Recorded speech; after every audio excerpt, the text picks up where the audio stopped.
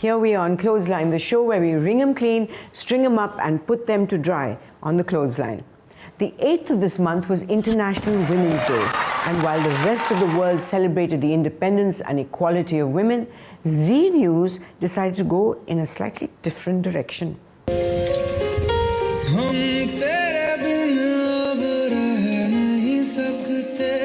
राजनीति हो या दुनिया का रंग, इनकी कामयाबी के पीछे एक सी कहानी। बीवी ने थामा हाथ तो मिला कामयाबी का साथ। Of course, because the closest a woman can come to achieving something is marrying someone who achieves something.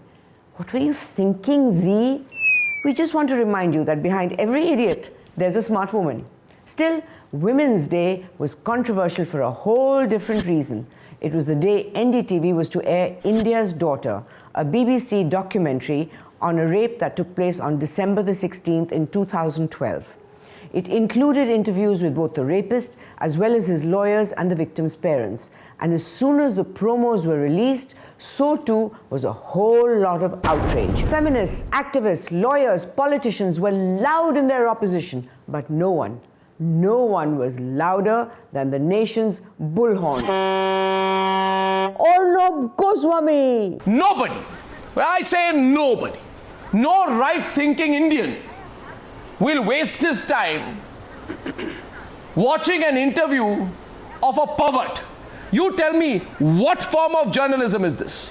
I too am a journalist. This is not journalism. This is journalism being turned upside down. This is immoral. It wasn't just the usual news hour rant. Times Now ran an entire campaign aimed at stopping the documentary from being screened. They started the trend, #NirbhayaInsulted, had promos railing against the documentary, and news reports were splashed with text that read, in quotes, "ultimate insult to Nirbhaya," flashing across the screen. To Times Now's credit, though, at least they asked the opinions of people who've always fought for free speech. Well, fought free speech anyway. Remember this? Private radios हैं, उसके jockeys जो आप बात कर रहे थे, किस तरह के languages use करते हैं, किस तरह के jokes उसमें आते हैं, and the latest is they have started giving news of parliament and they mimic a lot of the members of the parliament who have spoken. So are you going to do something about it? Because this is really, it's not palatable. In fact, Arnab, you did a whole news hour slamming her for it. Who is Jaya Bachchan? Who is Jaya Bachchan to decide what is palatable or not palatable? Sanjay Jha, who is she? Asking her opinion on censorship is like asking Manishankar Iyer's opinion on Rahul Gandhi. We already know the answer, and it's not based on logic. But when it suits you... Is this documentary going to give us safety? How are you making this guy into some kind of a celebrity? I don't know. Allegedly, this rapist was paid. I'm sure there are enough documentary filmmakers in this country who probably would have done a more sensitive piece if one had to do it. You didn't need a Gori to come and do this. Whoa, she really doesn't like the documentary. It must have left a real impression on her after she saw it. What is it that has hurt you so much, that has upset you so much? Is it the graphic details of the entire incident? Because reportedly it can... Okay, fine. You're entitled to your view. I'm entitled to my view regardless, I guess. We're just surprised Arnab didn't call out the director Leslie Adwin the way he normally does when he's angry with someone. I would like you, Mr. Tehsin Poonawalla, to call Mr. Robert Vadra and ask him one question on my behalf. If Vadra feels that Ashoka Hotel is not an appropriate place, why doesn't he give you and me a place and a time? We will ask him 25 questions. Mr. Robert Vadra himself should appear on programs like the News Hour to explain his position. And I extend an open invitation. 2 weeks back, I had extended an open invitation to Robert Vadra. I reiterate the invitation. But maybe the reason he didn't do that is because, according to this piece by DNA, the first time Times Now reached out to Adwin was the 7th of March, a whole 4 days after they began their Nirbhaya Insulted campaign. Clearly, getting both sides of the story is Times Now's last rule of journalism. I know rape happens elsewhere because I myself have been raped. 1 in 5 women globally are raped. And at the end of this documentary, if anyone bothered to be rational enough and responsible enough to look at the documentary. Look at the documentary before you make these statements, ladies and gentlemen, please. At the end of my documentary, there is an entire list of global statistics. Am I out to harm the tourism in the UK, where I say that 1 in 3 girls between the ages of 13 and 17 have known sexual violence?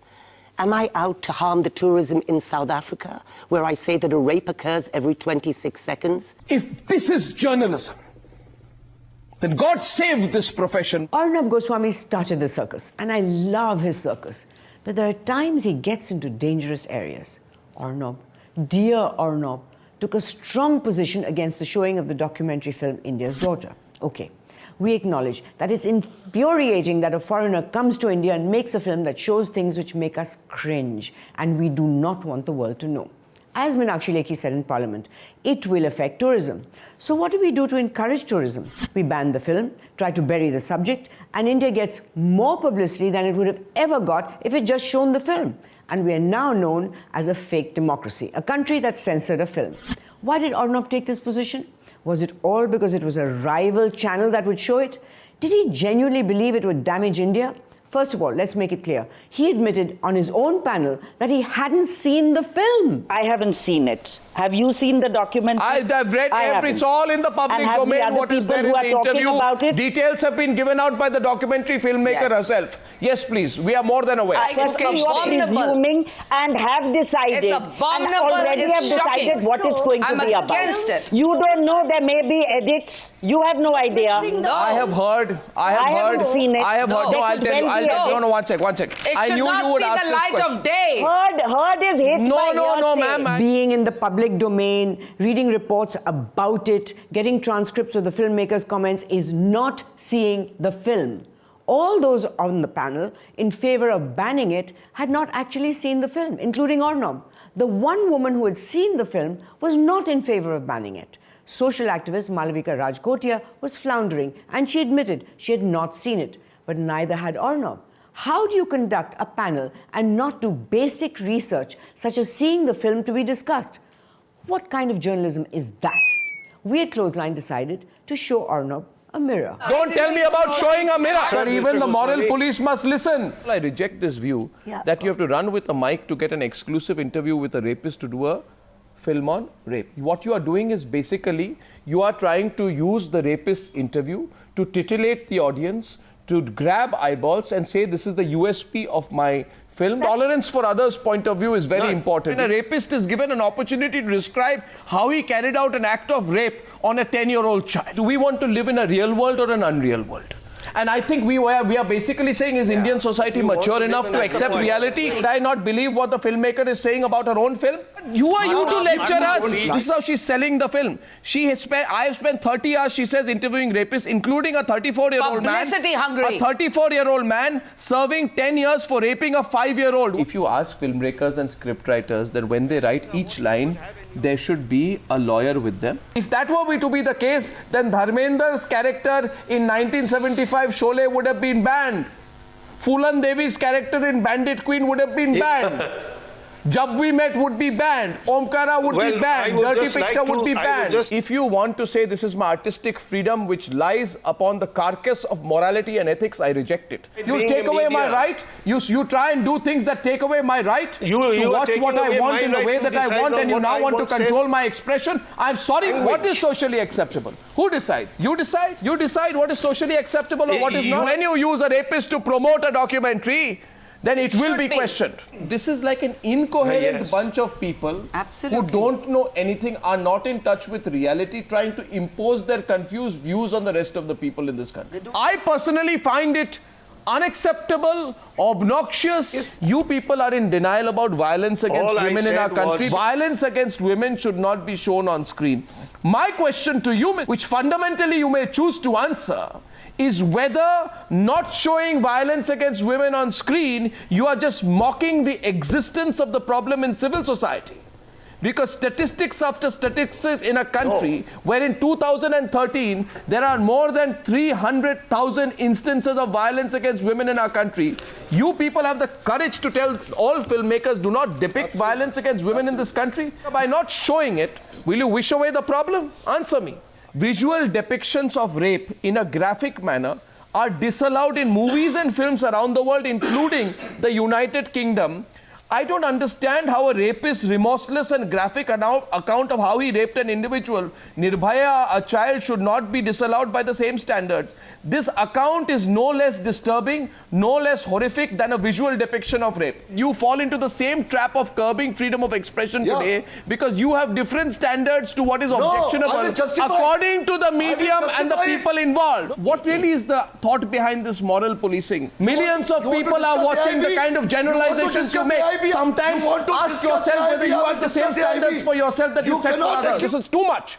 It will be difficult for you, but listen. No, naturally. It will be painful for you, but listen. She talks about the reaction of the rape victim. Wrong. The reaction of a 5-year-old rape victim during the act of rape. A reaction, the physical and animal. No, 1 second. Reaction of the rape victim during the act of rape. You are telling me this is journalism. This is not journalism. This is sadism. This is the most stupid argument I've heard in a long time, okay? I don't understand. What journalism is this? When a rapist is allowed to become an instrument for the public relations exercise of a documentary in which he appears to have some kind of a star value, I think that is unacceptable. The person who is using him as a publicity prop, the channel who promoted him, they are the ones who have done this tonight. The argument being made today is that the audience has the option to go and watch a film and thereby films don't have a moral obligation to be preachy. I am at liberty to speak for what I think is right. Don't you try to censor my voice. You are among those people who believe that we can continue to live in a bubble. Which one are we living in? No, we want to live in a bubble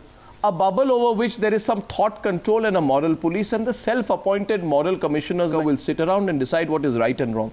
This is not journalism, this is sadism, this is voyeurism. Don't stretch the argument, please. This is painful. You are using certain outdated, antediluvian, absolutely contradictory and hypocritical, if I may say so, absolutely hypocritical arguments. This is unethical, this is immoral. Know one thing.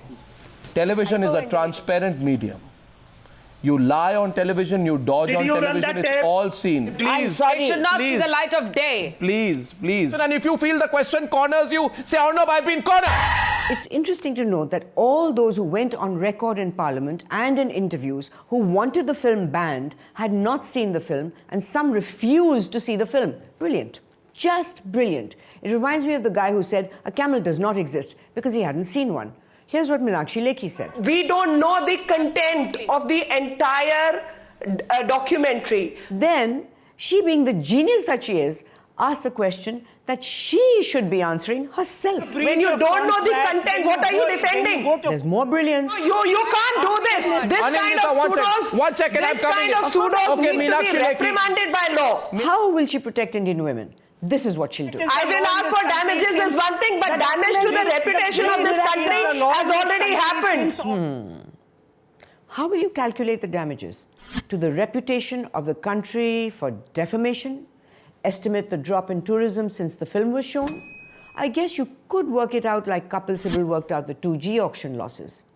Then she says, I am protecting the women of this country. How are you protecting the women of this country? By burying the problem? Do you know equally abhorrible in rape cases where girls were murdered and rape brutally happened in New York, happened in London and happened in other places. The rate of rape etc. in this country is one of not as bad as Ireland, Norway and several other places. An identical case to Nirbhaya have happened across the world.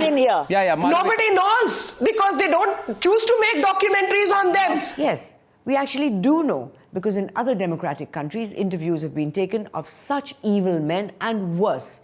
Those countries did not ban them, and they're freely available for the world to see on YouTube, many of them conducted by the BBC. At the risk of digressing a bit, BBC, don't get too smug and self-righteous. You're the same channel that conducted a full interview with a taxi driver, mistakenly believing he was the editor of an internet website. Watch his face as she introduces him. Just priceless. Well, Guy Cuny is the editor of the technology website News Wireless. Hello, good morning to you. Good morning. Were you surprised by this verdict today? I'm very surprised to see this verdict to come on me, because I was not expecting that. When I came, they told me something else, and I'm coming. You got an interview there, so it's a big surprise anyway. What was the poor man to do? Reveal his true identity and show how stupid the BBC is? Run? Well, he did a good job of bluffing his way through. Now back to Arnab's show.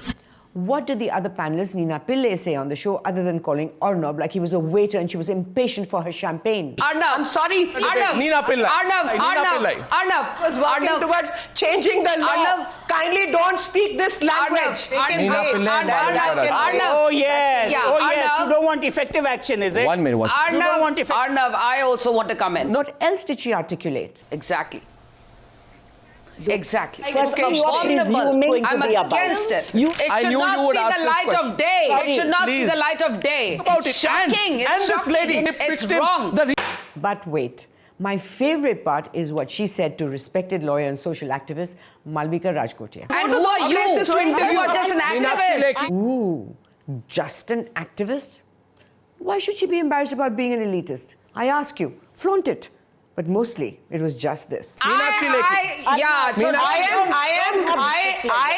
In the West, people go to workshops to build their self-esteem. In India, we seriously need workshops to bring down self-esteem with some connection to reality. Once the documentary was banned, Arnab went surprisingly silent on the matter. And so did NDTV in a unique and effective protest against the gag order by carrying this image and a ticker with messages against the ban. Kudos to NDTV for their protest. In fact, all the channels should have carried the same protest in support. On that note, these pieces by the Indian Express and First Post were spot on, because while we as journalists shouldn't shy away from criticizing each other's crappy work and must also learn not to whine about it when we're criticized, what we must stick together on is defending freedom of speech and fighting against government interference in the media. On this one issue, we must stand together, even while we spend the rest of the time kicking each other's ass, because that's fun too. Now, freedom of expression comes at a cost, and we're willing to bear that cost, but we need your help. We have received legal notices. We've even been asked to take stories down. But we refuse to buckle under pressure. We refuse to be a compromised media. Sometimes some of you agree with us. And sometimes you abuse us. Sometimes the other lot agrees with us. And sometimes the other lot also abuses us. We don't expect you to always agree with us, yeah? Hell, we don't even agree with each other. Yes, we do. No, we don't. Actually, yes, we do. No, we don't. News Laundry does not have one point of view on anything. Maybe only on slavery and fairness creams? The current model for news means that the media houses are answerable to either governments or their advertisers. If it's just governments and advertisers who support you, naturally that's whose interests you'll keep in mind. But if the viewers, that is you, support us, we will keep your interests in mind.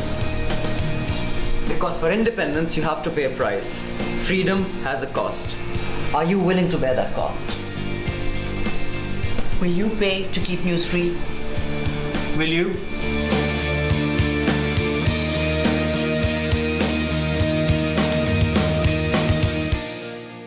Then there's the Aam Aadmi Party. Don't guffaw. I know. Crisis is to the Aam Aadmi Party what coughing is to Kejriwal. Neither is healthy, but they're both pretty much constant.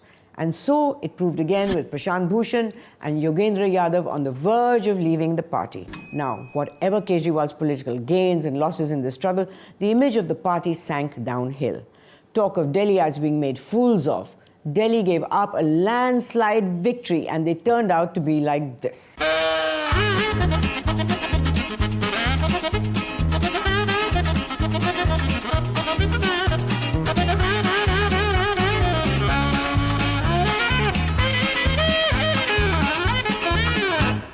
No matter what the crisis or embarrassment, these two, with their sanctimonious nasal drone, could lull even the most outraged viewer's senses to sleep and help one overlook AAP's flaws. But in their absence, AAP's defense was left to people like Arun Bhatia. This is a popular break-up party. We all fought against. Lalu Prasad, poaching, political corruption. No. What is it? No. That's probably the same thing Kejriwal was saying to himself when he saw you on TV. No. Still, Arun Bhatia wasn't even AAP's biggest or loudest problem. That honor was claimed when Ashutosh was unleashed on us. Your politics has been on tape. Today you are stunned by a tape. When the tape suits you. Did you run the bank scam tape? You did not. Counter question from Shazia. Bank scam tape. You did not run the Snoopgate tape. Times now run the Snoopgate tape. Times now run the bank scam. Yes, we did. Sting operation. Counter question from Shazia. Bank scam tape. You did not run the Snoopgate tape. Did you run the bank scam tape? Did you run the bank scam tape? Why you did not run the tape? For God's sake. You did not run the Snoopgate on the same day. Did you run on the same day? Yes. Happy? You did not. It was a headline on the same day on your screen now. Apologize. Look at the television set next to you. What do you see? I'm saying. What do you see? No, you tell me now what you see. Run the tape. Tell me what you see. Did you run the tape? 13th of March. Now apologize. You have embarrassed your party and yourself on national television. Arnab usually comes with both barrels loaded, but he needn't have bothered because Ashutosh decided to shoot himself in the mouth. The problem with Ashutosh is that while he keeps the audience awake, amused, entertained, and a little scared, he has zero effectiveness as a spokesperson, which is a step down from spokies like Bhushan and Yadav, because being lulled into an apathetic sleep is better than being driven crazy by illogical hysteria. And for a change, we don't mean you, Arnab. It's no wonder that with the stress of fighting Bhushan and Yadav, the even worse stress of being misrepresented by Ashutosh, this happened. Delhi के मुख्यमंत्री अरविंद केजरीवाल की तबीयत बिगड़ गई है। केजरीवाल का sugar level 300 के पार पहुंच गया। केजरीवाल की खांसी भी बढ़ गई है। इलाज के लिए केजरीवाल 10 दिन नेचुरोपैथी सेंटर में रहेंगे। Still, Kejriwal going to Bangalore, Bengaluru proved to be a brilliant move because channels went from reporting things like this. आम आदमी पार्टी में घमासान दिल्ली से मुंबई तक मचा हुआ है। अंजलि दमानिया ने पार्टी छोड़ी तो योगेंद्र यादव ने चिट्ठी लिखकर आरोपों का जवाब दिया। लोकसभा चुनाव के बाद आम आदमी पार्टी में उठे विरोध के सुर। दिल्ली की जीत के बाद भड़क उठी बगावत। To this, यहाँ वो योग करते हैं। इसके अलावा अलग अलग तरीके की और भी क्रियाएं होती हैं जिसके जरिए उनका इलाज किया जा रहा है। इस सेंटर में नेचुरोपैथी इलाज पे केजरीवाल की दिनचर्या का भी खास ख्याल रखा जा रहा है। Oi, newswalas, you missed out a few things. Kejriwal wrestling couple Sybil. Kejriwal lifting an invisible weight. Kejriwal starting a 100-meter race. Kejriwal doing sit-ups. Kejriwal lifting an invisible box. This week's Fakwa goes to not one but two people. The BJP's Sambit Patra and the Congress's Amiben Yagnik. For this. Who other than Sonia Gandhi will know the birthmark of Sonia Gandhi? Talking about physical birthmark. No, 1 second, 1 minute. No, birth. Just a minute. What is wrong in having a birthmark? Don't we all mention our birthmarks in the passport? Why a performer can have a birthmark? Why Rahul Gandhi is not supposed to have a birthmark? Rahul Gandhi is a god. He's not supposed to have a birthmark. This kind of VVIPs you are. You are gods. You are gods of this country. Not supposed to have birthmarks also. My God, Ami Yagnik. You reek of VVIP racism. I don't know what's more ridiculous. Amiben's outrage that anyone would dare to ask if Sonia Gandhi has a birthmark, or Mr. Patra's outrage at the Congress's outrage at his interpretation that Congress VIPs don't have birthmarks. Come on, anchors and guests on news panels. We deserve more intelligent debates. So while Patra and Yagnik can't agree on anything, I think we can all agree that they both deserve a fatwa. It hasn't been the best fortnight for news worldwide. We had the BBC, who had a regular Joe Pakistani pretending to be a cricketer and a commentator. They thought they had Nadeem Abbasi, but who they really had was a random guy named Nadeem Alam posing as Abbasi. Now, we wanted to interview the man pretending to be Abbasi, but we couldn't get through to him. So we did the next best thing, an interview with the man pretending to be the man who pretended to be Nadeem Abbasi. Welcome. Thank you, Madhu. Pleasure to be here. So who are you exactly? I'm whoever you say I am, Madhu. You look nothing like Nadeem Alam. Madhu, I have a beard. How dare you question my nationality? I am not questioning your nationality. I'm questioning your identity. Is your name even Nadeem? Madhu, a rose by any other name would smell... Okay. Now, what gave you the idea of pretending to be the guy, pretending to be Nadeem Abbasi? Some people aspire to be famous and successful, but that takes a lot of work. It's easier to let someone else do that work and just pretend to be him. And you know what's even easier? Pretending to be the person who's pretending to be famous. Fair enough. But do you actually know anything about cricket? Do any of the other pundits? Madhuji, everything I have learned, I learned from Ravi Shastri. Therefore, since he's not a pundit anymore, my presence means cricket is the real winner. So, about my payment. Payment? What payment? We're not even a real news show. We're just pretending to be one. BBC wasn't the only international channel that had a bad time. Remember when we mentioned what CNN did last week? Well, this week it was Fox 5 News' turn to get in on the fun with this. The only suspect in a sex assault at SDSU will not be charged. Obama, of course, didn't really have enough to worry about, right? If Fox 5's gaffe stole the limelight from CNN, a reporter in South Africa had a lot more than just his limelight stolen. Give me.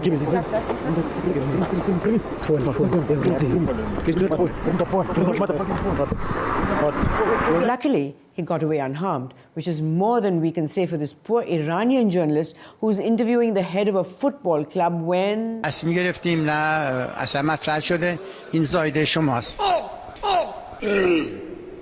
These football freaks are nuts. Apparently, football reporting in Iran is as much a contact sport as the game itself. Also, we realize this. I'm all right with the president wearing jeans. I'm not all right with the president wearing those jeans. Can I just say something? He's stolen our set. Not cool, Jimmy, not cool. Meanwhile, the Goa state government decided that Gandhi Jayanti was no longer a holiday. Were the Goans upset that they lost a holiday? Not in the least. They were celebrating because every day in Goa is a holiday anyway. And Gandhi Jayanti cancelled meant it was no longer a dry day. So why shouldn't they celebrate? Then, like all the BJP's well thought out decisions, the government backtracked on it. We also had our caption contest, and this week's winner is Aditya Joshi.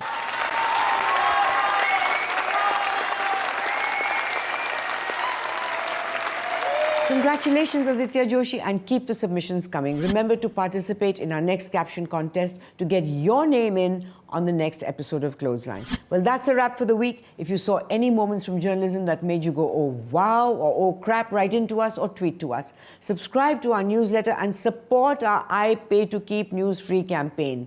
We are the change. You are the change. For better or worse, never do nothing. Stay connected. Stay online. If you enjoyed that, click up here to support us and down here to subscribe. Be sure to check out our older episodes and the other stuff we do, like Can You Take It, I Agree, panel discussions, comics and animations, and much, much more.